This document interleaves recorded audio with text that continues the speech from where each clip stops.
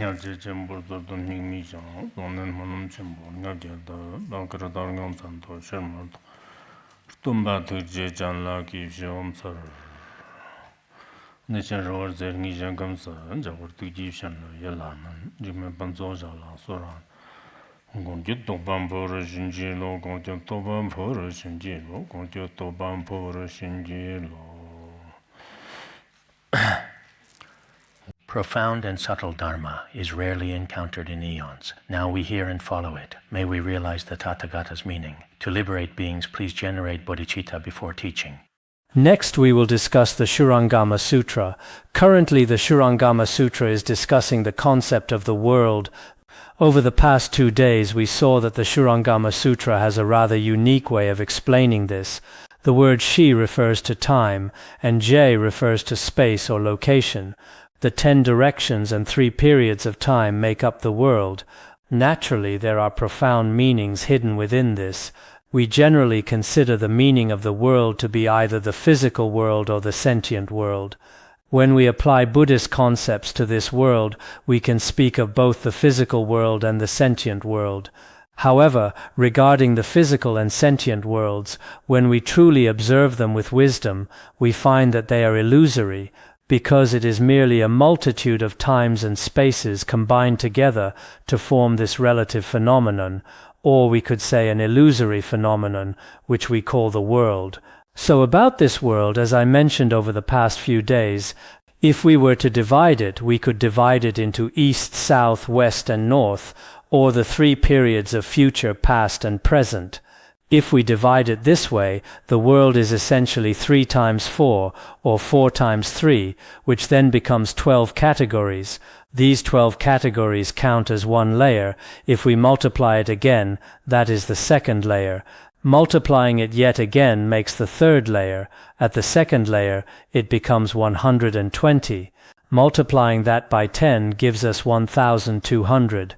This method of multiplying 3 layers, this calculation, I saw that everyone was quite enthusiastic that day. In the process of calculating, perhaps some of you were some seemed a bit confused, unsure of how to calculate it.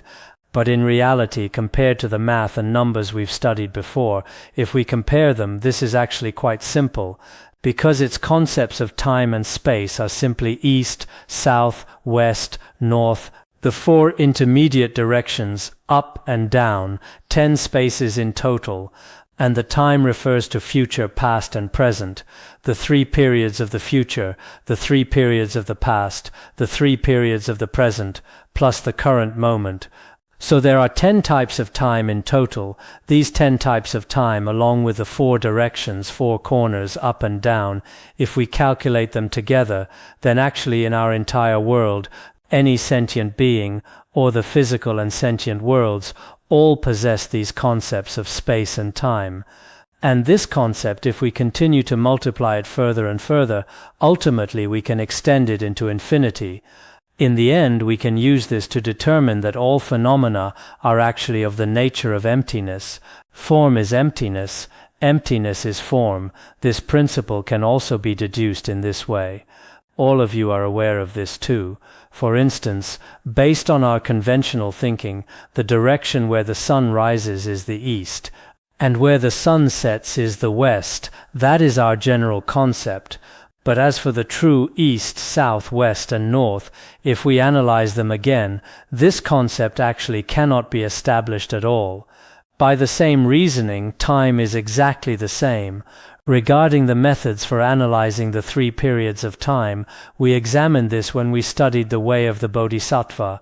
We examined it in the 400 stanzas on the middle way, and we examined it in the root stanzas of the middle way. Having done so, we know that while unexamined, the 3 periods of time certainly seem to exist. The past exists, the future exists, and the present exists.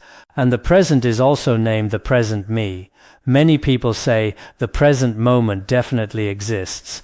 But as for this so-called present moment, in the commentary to the Way of the Bodhisattva, there is Khenpo Kumpal's method of analyzing with Oma Hung.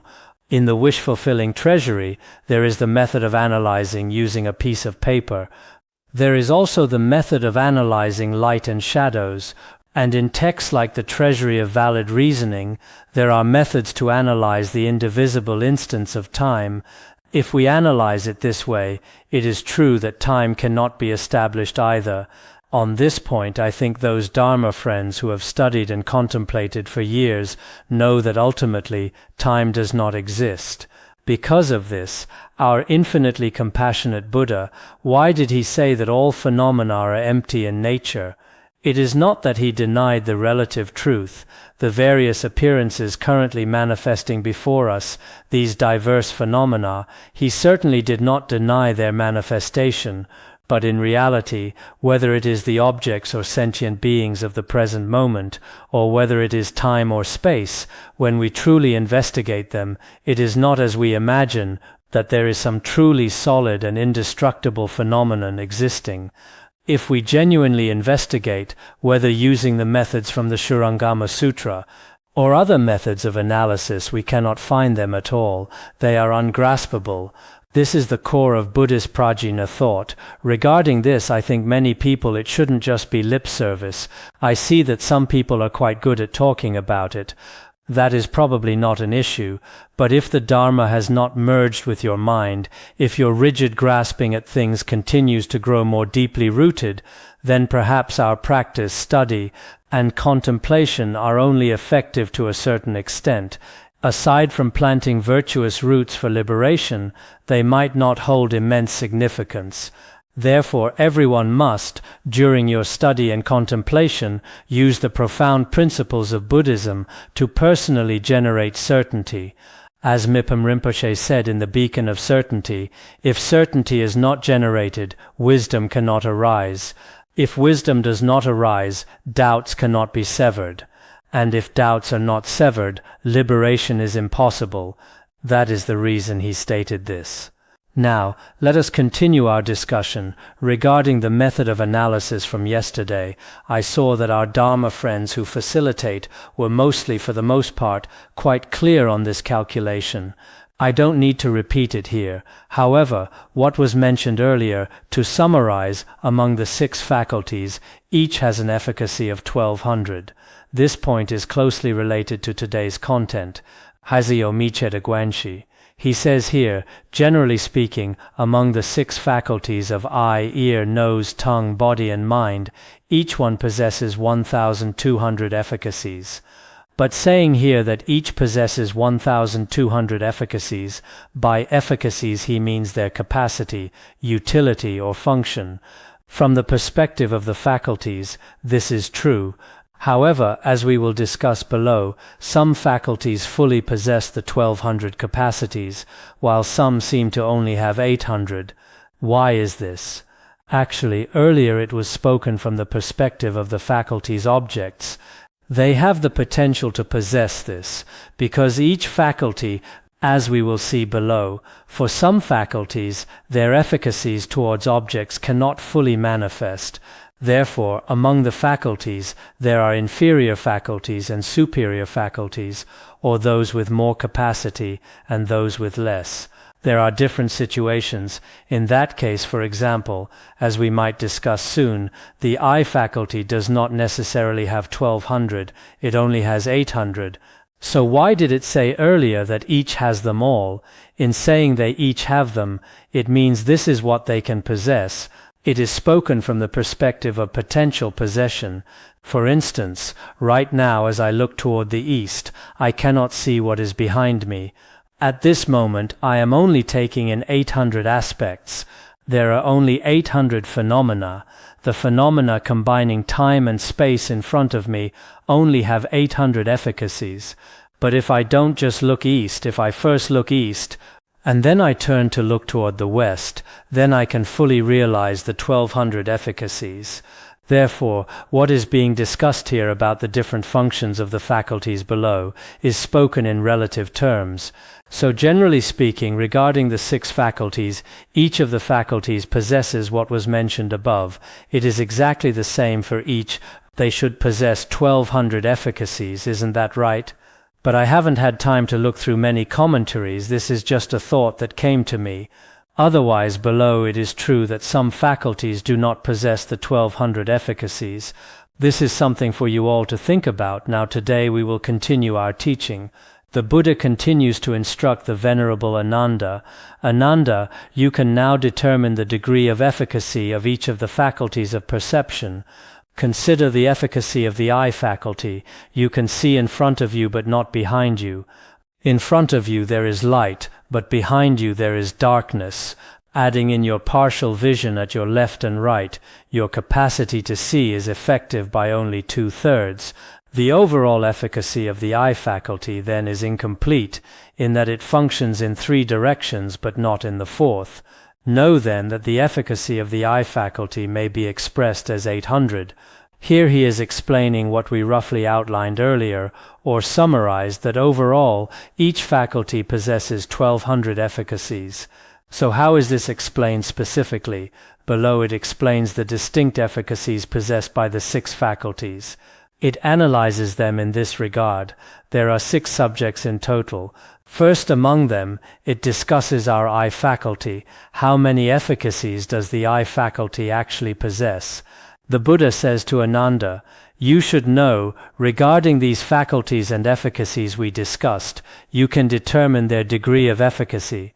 Regarding our 6 faculties, you must definitively decide or ascertain. Some faculties are more extraordinary and excellent, while some are more limited. In the Tibetan translation, it translates as determining the faculties. Some are many, some are few, because some have 1200 efficacies, while others only have 800.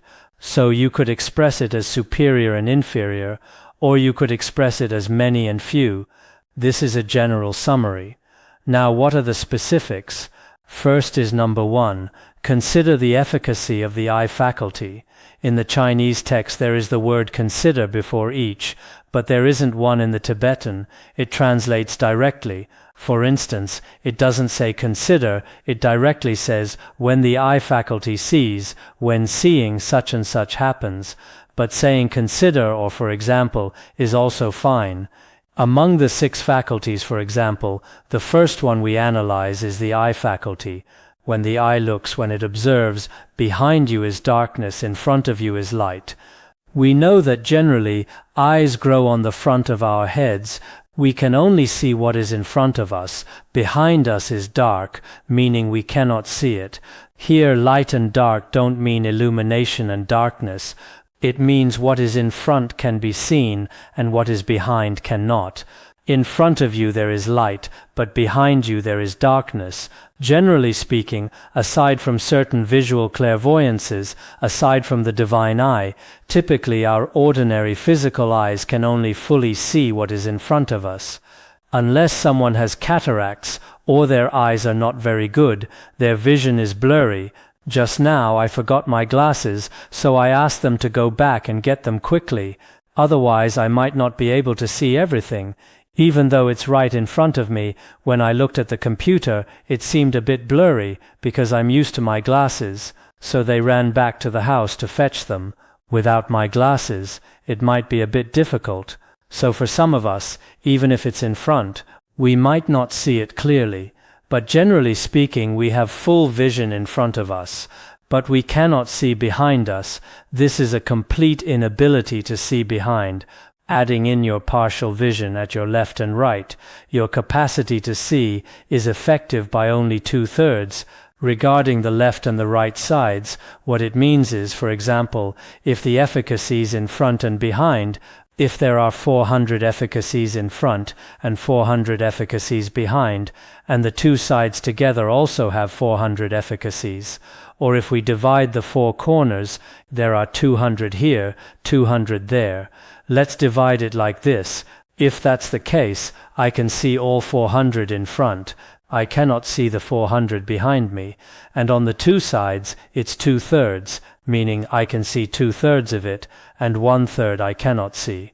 Actually, among some of our current scientific knowledge, perhaps this hasn't even been covered. We probably never thought about this much before either. We haven't thought much about front, back, left and right. We've lived until now and it hasn't really mattered.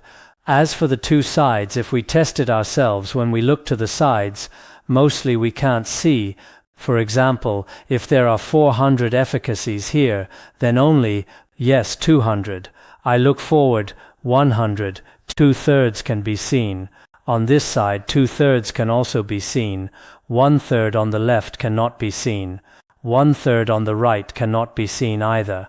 Calculating it this way, the actions and efficacies cannot all be seen. Actually, the eye, regarding its surroundings, the efficacies or functions of all phenomena in time and space, it cannot see all of them. So how much can it see? It functions in 3 directions but not in the 4th. Of all its functions, 2/3 of this can be seen. 1/3 cannot be seen. This way everyone should also understand. For example, we take 1200, divide it by 3, and multiply by 2, and it essentially equals 800.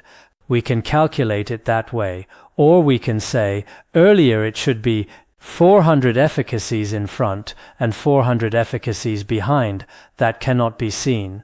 The 400 efficacies in front can be seen. Then the two sides have 200 each, 200 on the left, 200 on the right, which is actually also 400. This way the eye can only see out of the entire total of 1200, including the front and the two sides, it actually only sees 800 efficacies. So our eyes are not omnipotent. Aside from divine clairvoyance, there are basically 400, meaning 1/3, that cannot be seen. 2/3 of the efficacies can be seen by the eye. Therefore, when he analyzes it here, know then that the efficacy of the eye faculty may be expressed as 800. When translated into Tibetan, regarding our eye faculty, whether it's the experiencer or what is experienced, it only has 800. That's how it's stated. What is experienced refers to its objective phenomena. The experiencer is spoken of from the perspective of the eye faculty as the subject. So in the Tibetan translation of this, each one is translated as the seer and the seen, or the enjoyer and what is enjoyed, the capable consumer and what is consumed. It is translated like that. That is the first one. Then the second analyzes the ear faculty. I took a look. For the eye, ear, nose, tongue, body and mind, these 6 efficacies, they alternate. The eye cannot see entirely, it is only partial. The ear can, then the tongue can taste entirely, but the nose cannot. The body seems unable, but the mind can. They alternate in the middle. I seem to remember it being like that. You all can analyze it when the time comes. Then the second is the ear faculty. Consider the ability of the ear faculty to hear in all 10 directions without exception. The sounds we hear may be distant or nearby. When there is silence, our hearing is unbounded. Know then that the efficacy of the ear faculty may be expressed as 1200. This speaks of the ear faculty. As for the ear faculty, when it receives surrounding sounds and listens to them, it is actually a bit different from the eye faculty. The eye faculty cannot see what is behind it, but the ear faculty can hear the 4 directions, the 4 corners above and below. All of these sounds completely, as long as they are close to its vicinity, they can all be heard. This is spoken from the perspective of its range. Furthermore, for example, moving sounds, whether they are near or far, of course if they are too far, it might not work. For instance, the sounds here in this room being heard at the Potala Palace, that definitely wouldn't work, they couldn't be heard. But generally speaking, the near and far sounds that can become its objects can all be heard. When the conch shell is blown in the morning, actually the distant sounds can be heard, and the near sounds can be heard as well. So regarding these active moving sounds, they can all be heard. Then regarding still sounds, they are also boundless. It has no boundaries. As long as there is stillness, if it becomes the object of the ear faculty, it grasps those still sounds that are not moving. Still sounds, I wonder what that means. It probably just means absolute quietness. If there is no sound at all, actually, this is also, from the perspective of the Shurangama Sutra, it is also a form of reception, right? If the surroundings are quiet, this becomes a kind of object. So if the ear faculty can receive this object, then these still sounds, both near and far, this boundless sound can also be heard. Therefore it says, "Know then that the ear faculty possesses a perfect 1200 efficacies." So we should know that the ear faculty is different from the eye faculty. It is quite excellent. It perfectly matches what was described above. All of the 1200 efficacies encompassed by time and space, as mentioned previously, it can fully and completely receive them all. This is the second aspect. The third aspect discusses the nose faculty. Consider the ability of the nose faculty to smell. The breath moves through the nose in and out, but in the space between inhaling and exhaling, the breath is lacking. Upon examination, we can say that the nose faculty is lacking, one of three aspects. Know then that the efficacy of the nose faculty may be expressed as 800. Regarding this nose faculty, didn't I just mention this earlier? The eye faculty is incomplete, the ear faculty is complete. The nose faculty is incomplete, and below the tongue faculty should be complete. That is what I deduce. So what is the third one? For example, our nose faculty smells scents. When the nose smells these phenomena that are its objects, it is actually passing the breath in and out. It should be the unhindered flow of exhalation and inhalation. Exhaling, inhaling. We often do this during MRI scans. Even now I sometimes dream of it. Breathe out, breathe in, hold it. The middle part was a bit hard to hear. Sometimes I can be a bit, when he said breathe out, I would intentionally breathe in. When he said breathe in, I intentionally breathed out. And hold it, right? I couldn't hear very clearly. At that moment I intentionally didn't hold it, just to test it out. There were times like that, to see what would happen, and if they would notice. It seems they didn't notice. Those doctors were just inside. Anyway, they were just going through the process. They didn't really care whether you breathed in or out. But sometimes people can just be a bit strange, I suppose. I am probably like that. When we breathe, exhaling or inhaling like this, actually inhaling and exhaling is a continuous process, but in the middle of this there is an interruption, lacking in the space between during that transition in the middle. One might neither exhale nor inhale. When there is neither exhaling nor inhaling happening, when there is a pause in between, in that case actually the nose faculty, because within your nose faculty, if you are neither exhaling nor inhaling, at that moment it doesn't function, it stops. It isn't working. In this way there is a part in the middle during the transition. Of course, for us the nose faculty is relatively easy to understand. We can say it's somewhat related to time too. For most of our time, for a normal person naturally, even when sleeping, breathing is uninterrupted, it's continuous. But if we calculate it according to our concept of time now, for almost all sentient beings the time spent pausing without breathing in the middle is quite short. However, these efficacies are not solely based on time, but also space. It's calculated by combining these two. Therefore, we might have another way to calculate it. Everyone needs to understand this, otherwise why would it be that, for example, 2/3 is breathing, 1/3 is inhaling, 1/3 is exhaling, and 1/3 is the interruption in between, or pausing and not breathing? In that case it seems to contradict our current patterns of breathing, doesn't it?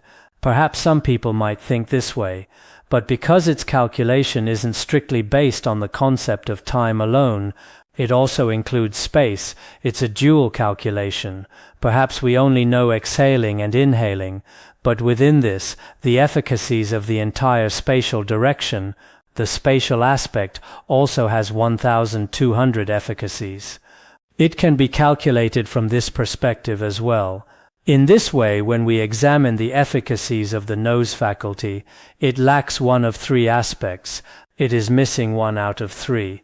If it lacks one out of three, know then that the efficacies of the nose faculty only amount to 800 functions.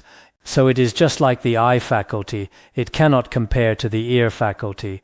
The ear faculty's efficacies are complete, because regarding the ear faculty, the Buddha will also say shortly to let Ananda deeply focus his practice on the efficacies of the ear faculty. Practicing with the ear faculty is much easier than anything else. Therefore, for the Shravakayana, the gateway of perfect penetration through the ear faculty is highly supreme.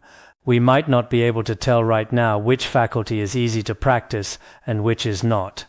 But according to the Shurangama Sutra, among the 6 faculties, it is more important to practice the ear faculty first. The mind faculty is likely the most difficult, so perhaps it is practiced last, because it is quite profound. Generally speaking, even for ordinary people like us to practice it, it's a bit difficult. Even for Ananda, although he attained the worldly first fruit, it was still quite difficult for him. This issue will be examined later. This is the third aspect, discussing the nose faculty. Next we discuss the fourth, the tongue faculty. Consider the ability of the tongue faculty to proclaim wisely both worldly and world-transcending wisdom. Languages differ from place to place, but meanings know no boundary. Know then that the efficacy of the tongue faculty may be expressed as 1200. Below it discusses the efficacies of the tongue faculty. As for the tongue faculty, as everyone knows, generally speaking, Master Oyi also said that the tongue faculty is mainly for one, receiving tastes. The tongue tastes flavors. Another main function of the tongue faculty is speech. When we speak, the tongue faculty is very important. In our other treatises, when the tongue faculty is mentioned, the aspect of tasting is discussed a bit more. But in the Shurangama Sutra, the most important function of the tongue faculty, furthermore, is our speech. Isn't that so? If our tongues are not working well, then even speaking, some people's tongues are a bit stiff, and sometimes they speak very unclearly. That means their tongue faculty isn't very good.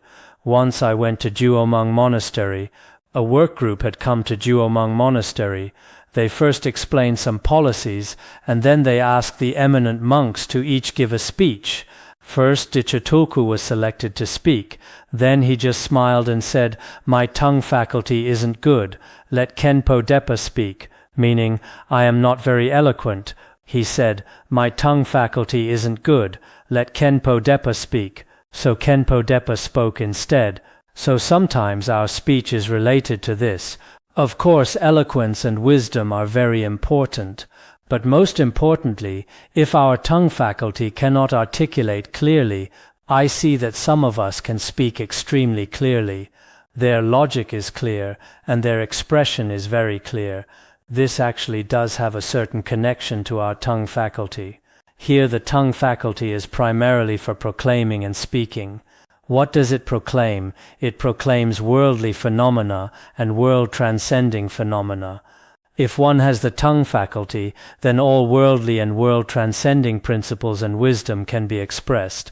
As the Zhengmai commentary on the Shurangama Sutra states, regarding worldly wisdom, for example, Confucius, when he heard certain worldly songs, he also had a sense of vigilance. This is an efficacy from the perspective of worldly phenomena. And regarding the world transcending, some of the past masters, when they heard words of lust or words related to sexual misconduct, they later became enlightened. So from the perspective of language and sound itself, there is no difference. But if one can express the world transcending, then even if on the surface the words spoken seem quite unpleasant, the people listening below might still attain enlightenment and attain world transcending wisdom. So it says here that the tongue faculty can proclaim all worldly and world-transcending wisdom. All of it can be spoken.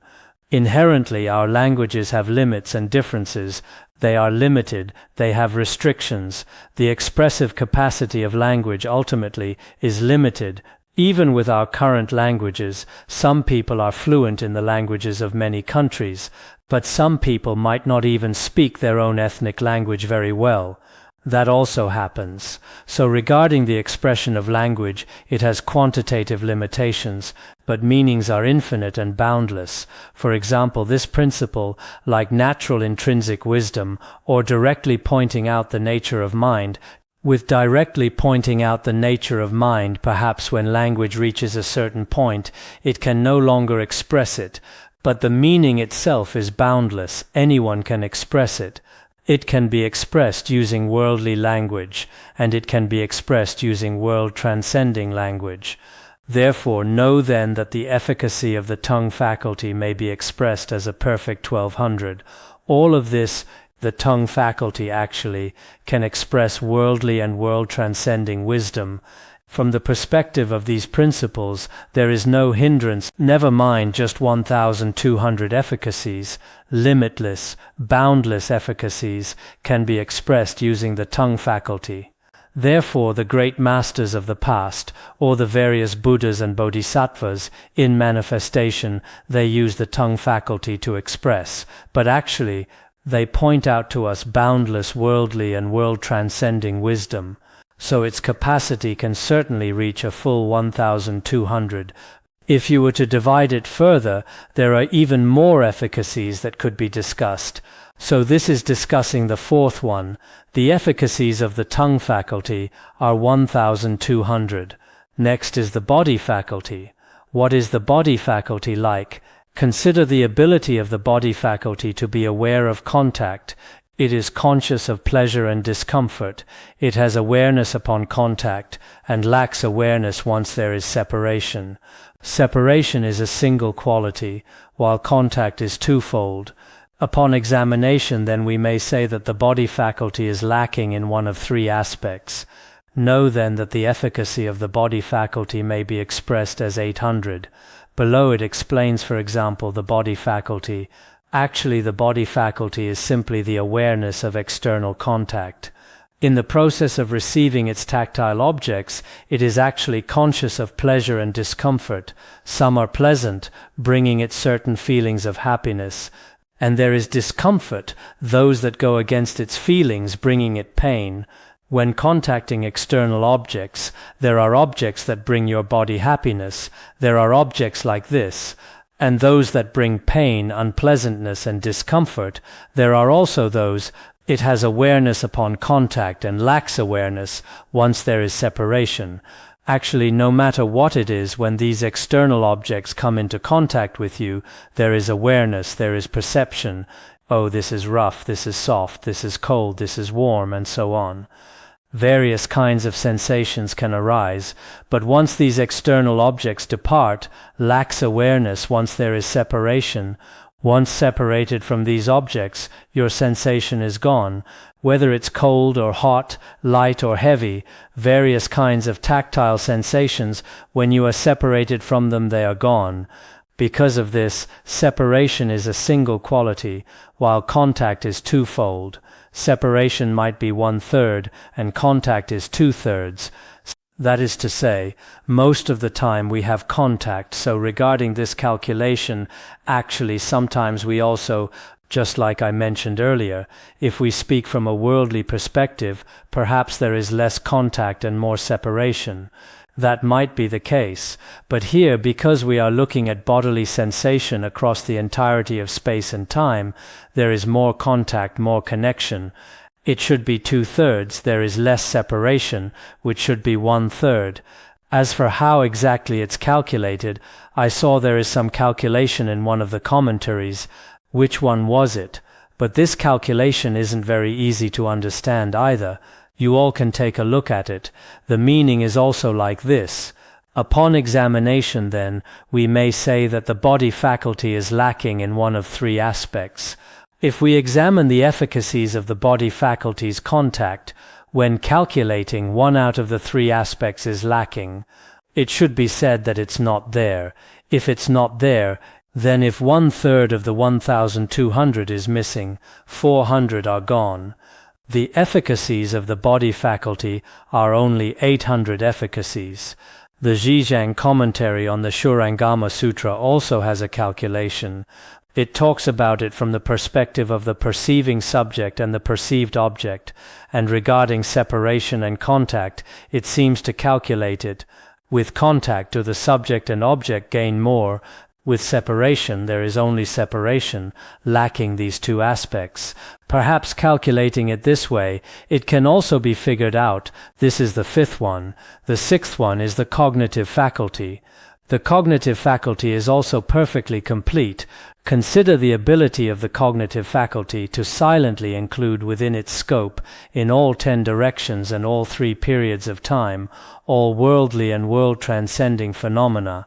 It excludes neither the thoughts of sages nor the distorted thoughts of ordinary beings. It knows no boundary. Know then that the efficacy of the cognitive faculty may be expressed as 1200. For instance, the cognitive faculty is the same way. Although it is not like the other faculties that manifest outwardly, it does not speak, nor does it physically touch other things, but it is a silent presence, it is an inward-facing inclusivity. The cognitive faculty has no language, but quietly it can encompass all phenomena in the 10 directions and 3 periods of time. All worldly and world-transcending phenomena. Actually, our mind is truly so vast. Even people in the world today say the sky is incomparably vast, the ocean is incomparably vast. But what is even vaster than these two? It is our mind. So there is nothing it does not accommodate. It accommodates everything. And what does it accommodate? It can accommodate both the worldly and the world-transcending. It pervades everything. It also accommodates the states of both sages and ordinary beings. All these phenomena are included. Because consciousness, from ordinary beings to sages and up to the Buddha, when it reaches the Buddha, we just change the term and call it wisdom. Other than that, it is exactly the same. There is nothing within consciousness that is not accommodated, and what is ultimately attained is entirely infinite and boundless. It knows no boundary.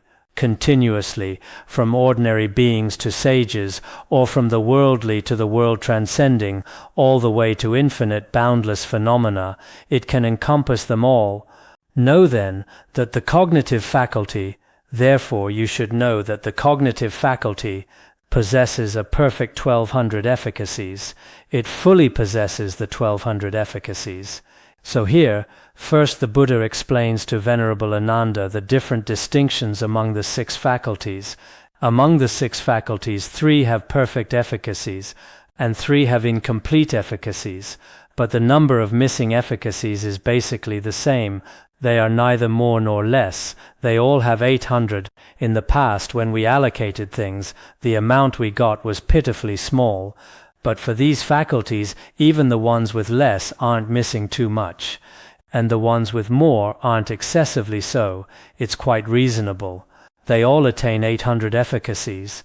Then below, he teaches Ananda some pith instructions for focusing deeply on a single gateway. Now the situation with the faculties is like this. After you understand these faculties, you begin your practice starting from one faculty. But Ananda is still quite confused. He just doesn't know what this means. So he gets criticized again below. The Buddha says, Ananda, you now wish to go upstream against the current of the river of desire, which leads to death and rebirth. You wish to go against the current that flows through the faculties until you reach the source, where there is neither coming into being nor ceasing to be. Here, the Buddha is telling Ananda, you should know now, if you want to leave behind or overturn the cycle of birth and death, and the river of desire. Going upstream refers to this principle. If you trace it back, you must find a way to overturn the entirety of birth and death, and the river of desire of birth and death. This river of birth, death, and afflictions, if you wish to dry it up, if you wish to resolve it, then you should trace it back to its source. You should repeatedly trace it back. Trace back to what? Trace it back to the very root of this river of afflictions. We must get to the bottom of it or investigate it thoroughly. We must find its root source. If you no longer wish to be reborn in samsara and you constantly long for liberation, if so, you must find what the root of birth and death is. Then you continuously trace it back until, ultimately, the root of birth, death, and samsara, in the end, is neither coming into being nor ceasing to be. You must reach this state to resolve the issue. So if you want to truly attain the state of neither coming into being nor ceasing to be, then what should you do? You should observe like this below. You should investigate these. Should means you must investigate, or observe, or analyze. You must absolutely examine, you must carefully analyze. Analyze what? These 6 functioning faculties. Earlier we discussed the 6 functioning faculties of eye, ear, nose, tongue, body, and mind. Functioning means they experience external objects, they experience phenomena. So generally, faculties are often called functioning faculties. So for these faculties, which ones function upon contact and which function while apart, which are more easily employed and which are less easily employed, which ones are best suited for breaking through to enlightenment and which ones are not fully efficacious, you must clearly understand this. Among these faculties, within the 6 faculties, which ones function upon contact and which function while apart, which ones are deep and which are shallow, which ones are perfectly penetrating, which ones are incomplete and not perfectly penetrating. When observing this, many commentaries here just explain it directly like this, but if explained this way we might not understand it perfectly clearly. It just tells Ananda, you need to observe that among these, some are deep, some are shallow, and some function while apart. But I saw that in Master Yuanying's commentary, these are analyzed a bit more clearly.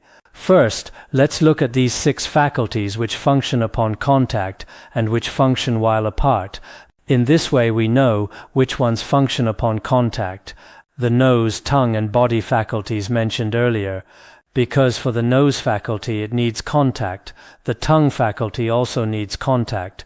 Of course, regarding the tongue faculty, perhaps when it's discussed here, it comes down to tasting flavors. When explaining commentaries on the Abhidharmakosha, when our nose faculty needs to contact external objects, it must contact the external sensory objects, the scent objects among form, sound, smell, and taste. So one is the nose faculty, one is the tongue faculty, and one is the body faculty. These few involve contact, because they require contact with external objects. They arise from contact, but if they arise from contact, these are relatively difficult for us to practice with. The other 3 function while apart. Which ones function while apart? The eye, ear, and mind faculties. Among the 6 faculties, the nose, tongue, and body need contact to arise, so they are harder to practice with. Which ones function while apart? The eye, ear, and mind. These 3 are easier to practice with, because they don't require contact with external objects. For the eyes, it's not like you have to physically touch the object immediately. For the ears, you don't need to physically touch the sound. The mind doesn't need physical contact either. They grasp their objects while apart from them. Then, as for which are deep and which are shallow, the 3 that require contact we set them aside, because if they are hard to practice with, Ananda would have no way to succeed, so he is told to abandon them. So below, the 3 functioning while apart that are easier to practice with, namely among the eye, ear, and mind, we need to choose which are deep and which are shallow. Among the 3 that are easier to practice with, that is, among the eye, ear, and mind faculties, which are deep and which are shallow, only the consciousness is deep. The consciousness is definitely deep. So we temporarily cannot practice with it. The shallow ones are the eye and ear faculties. There is hope in practicing with these. Didn't we just set aside the first 3? Now we also set aside the consciousness, as it's too hard to practice with. Now between the 2 shallow ones, between the ear faculty and the eye faculty, which one is perfect and which is not perfectly penetrating? Because we learned earlier that in terms of efficacies, the eye faculty is incomplete. Its efficacies are not perfectly penetrating. It can only see what is in front and parts of the sides. But as for the ears, they are quite capable regarding all 10 directions. So in the end, through the written exam and through the interview, the ear faculty passed the test and won first place. The ear faculty is the perfectly penetrating faculty. Perhaps this will be discussed further below. Below it questions whether these 6 faculties are one entity or different entities. There is also this kind of observation: which ones are not fully efficacious? The one not fully efficacious is the eye faculty mentioned earlier. Which one is perfectly penetrating? The perfectly penetrating faculty. The perfectly penetrating faculty, generally in Han Buddhism, is also quite important, but when they translated it, they called it natural intrinsic wisdom, Rangjung Yeshe. When Chankya and others translated the Shurangama Sutra, they translated perfectly penetrating faculty as natural intrinsic wisdom. I don't know if they had a scriptural basis for this, so that concludes the selection among the faculties just now. The ear faculty, among all 6 faculties, won first place, so it can be chosen. If you can discern which of your faculties can lead you to break through to enlightenment, then you will be able to go upstream against the current that carries the karma in which, due to your delusion, you have been immersed since time without beginning. One day of practice that relies on a fully effective faculty is equivalent to an eon of practice that relies on a faculty that is not fully effective. What this means is, the Buddha is saying to Ananda, because the analysis above is complete, if in this refers to the faculties just discussed, you discern the perfectly penetrating faculty. Didn't we just say it is the ear faculty? But this ear faculty, the Tibetan translates it as natural intrinsic wisdom. If you realize natural intrinsic wisdom, if you master natural intrinsic wisdom, then it can overturn what has existed since beginningless time, this intertwined delusional river of karma. That is to say, if you possess natural intrinsic wisdom, the river of karma from beginningless time can be dried up. Then attaining such a perfectly penetrating faculty, compared to not attaining such a perfectly penetrating faculty, what is the difference in practice? It is like the difference between a day and an eon. For example, if something we can accomplish in one day takes an eon to accomplish, then the difference is massive. Just like if we practice Dogchen, we can attain liberation in one lifetime, while in other Sutrayana paths, it takes who knows how many eons to attain liberation. So a person who attains the perfectly penetrating faculty through such practice can resolve it all in a single day. If a person who hasn't attained the perfectly penetrating faculty practices, then perhaps even in an eon, they might not necessarily succeed in their practice. Therefore the difference between them is like the difference between a day and an eon. From the perspective of practice time, there is also an enormous difference. So the Buddha tells Ananda, you still need to practice using pith instructions. If you have pith instructions, you will immediately become enlightened in a very short time. If you haven't attained the perfectly penetrating faculty, then you might still be you won't necessarily have hope within this lifetime. So for those of us sitting here, some people are also quite anxious, thinking, if I don't attain enlightenment as quickly as possible in this lifetime, it's hard to say whether I can attain a human rebirth in the next life. And it's hard to say whether I can receive these pith instructions again. I absolutely must attain enlightenment in this lifetime. The desire is quite urgent. If you are truly like this, when studying the Shurangama Sutra, you must desire to attain the perfectly penetrating faculty. Only then will you have the opportunity for enlightenment. The Buddha tells Ananda, I have already given you a full explanation of the fundamental purity and perfect clarity of the 6 faculties, and I have now given numerical equivalents for the efficacy of each one. The Buddha says, today I have comprehensively revealed what to you. I have revealed the 6 pure and perfect, the perfectly complete natural intrinsic wisdom efficacies of the 6 faculties. these complete, clear, and pure efficacies of perfect natural intrinsic wisdom, because these efficacies of the 6 faculties he described, including their numerical values, some have 800, some have 1,200, these numbers have been explained to you very clearly. It is up to you to choose carefully which one to concentrate on. I will clarify this to help you move forward vigorously. So as for you, Ananda, you should choose among them based on your own situation. Choose from the 6 faculties above. You should accept a Dharma gateway that suits you. In this way, this clarification I have provided you is actually meant to help you hopefully make progress. When he says move forward vigorously here, it means you should carefully choose a Dharma gateway. What I am telling you, what I am clearly showing you, what is the purpose? I don't just want to criticize you every day. I don't just want to pick on you every day. But I hope that you, Ananda, can make a little progress. If you make no progress at all, we have a saying, no matter how hard you pull a stick, it won't stretch. Some people are just like sticks. No matter how hard you pull on a stick, unless it breaks, it's impossible to stretch it out. If you don't believe it, give it a try. Take a long stick and pull hard on both ends.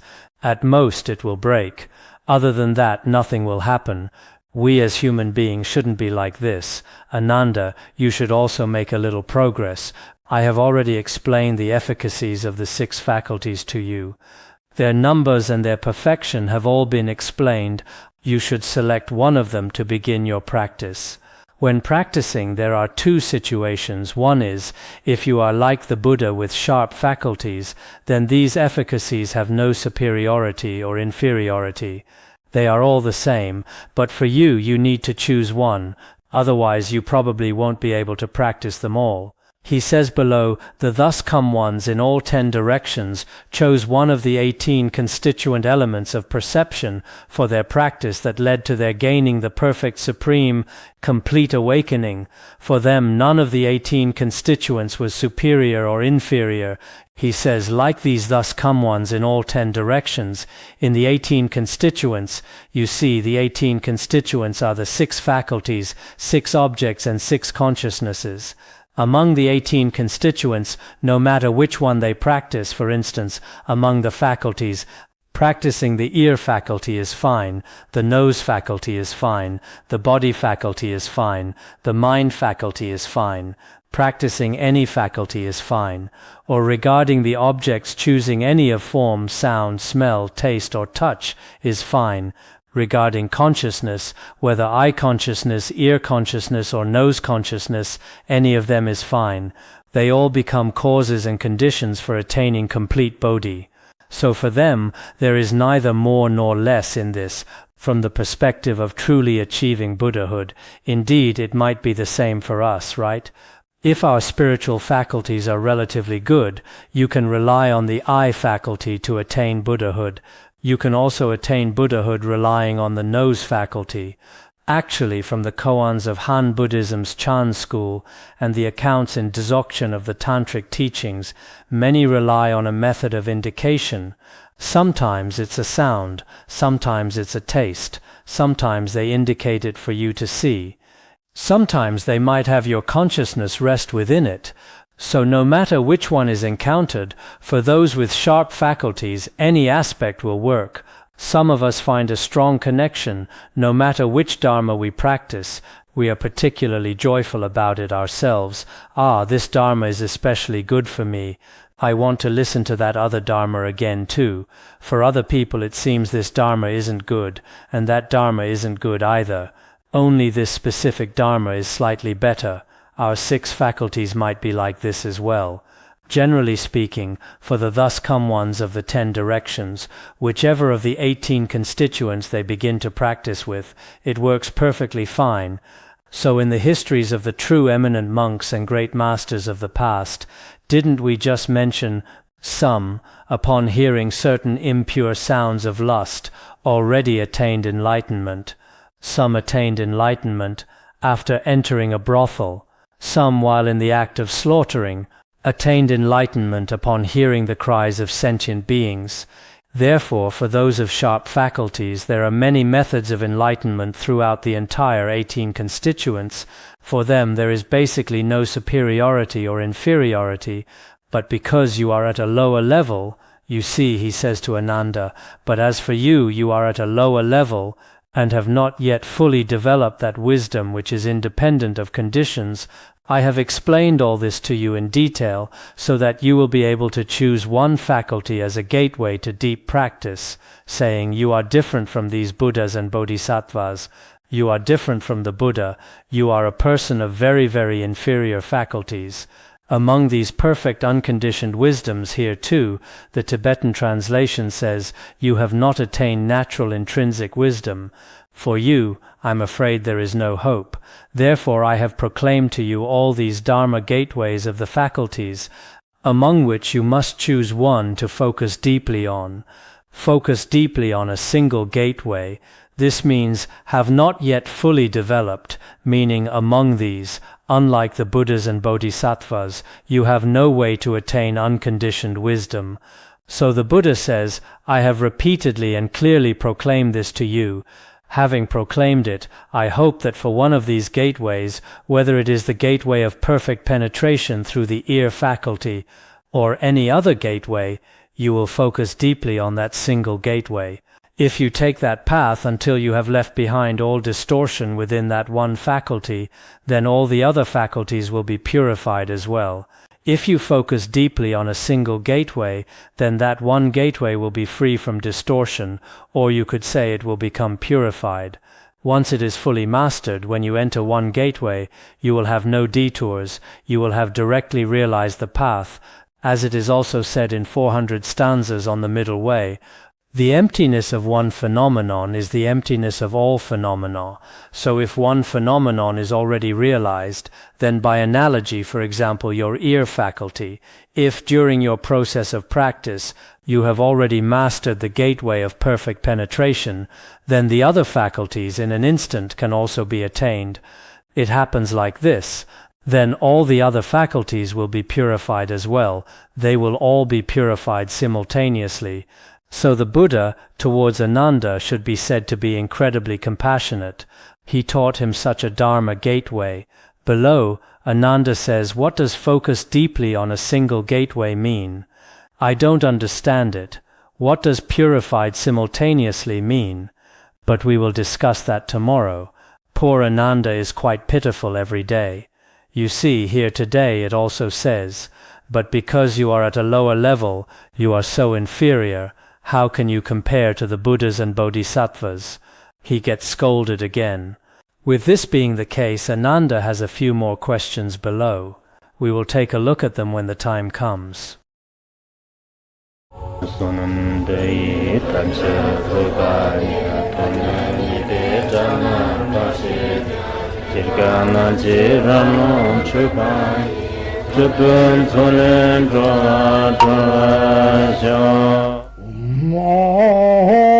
Bandara Badna Sodargye Bandara Badna Sodargye Bandara Badna Sodargye